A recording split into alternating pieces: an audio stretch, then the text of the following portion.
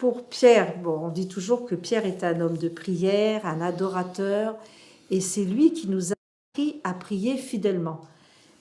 Parce que hors de moi, vous ne pouvez rien faire, et c'est sûr qu'on avait tous constaté que dans notre vie, les gens, dans l'église, on nous dit toujours, les prêtres des fois disent « Oh, mais il faut prier », on dit ça pendant le temps de carême, mais en fait, les chrétiens ne prient pas.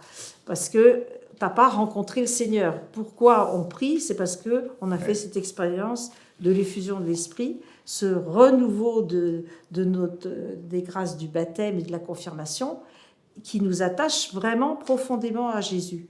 Et si on n'a pas vécu cette expérience de rencontre profonde avec Jésus, bon, il n'y a pas besoin d'aller le rencontrer dans la prière. Mais si on se sent aimé de vraiment Jésus, eh bien, on a envie de le rencontrer un cœur à cœur chaque jour. Et plus en plus, ça se fait progressivement, cette découverte de la prière, de cette rencontre avec le Christ, de demeurer avec lui. Il nous apprenait en fait à prier tout le temps, mais on n'apprend pas à prier tout le temps tout de suite, et ça demande des années de savoir prier et adorer. Alors on peut prier n'importe où, il nous disait, parce que maintenant quelquefois on entend, alors avant dans l'église il n'y avait pas l'adoration, enfin de notre époque quand on a commencé, l'adoration ça n'existait pas, on a découvert l'adoration que vraiment dans la communauté.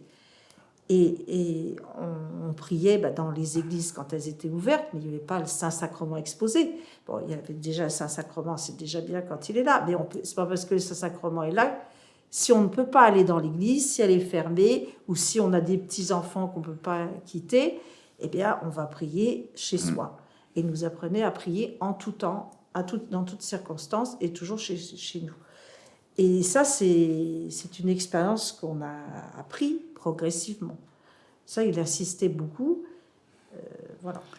Mais c'est-à-dire que quand on dit prier tout le temps, ça ne veut pas dire qu'on est tout le temps en prière, ça, mais c'est que vraiment de tout faire dans la prière. Voilà, je pense que c'est plus ça.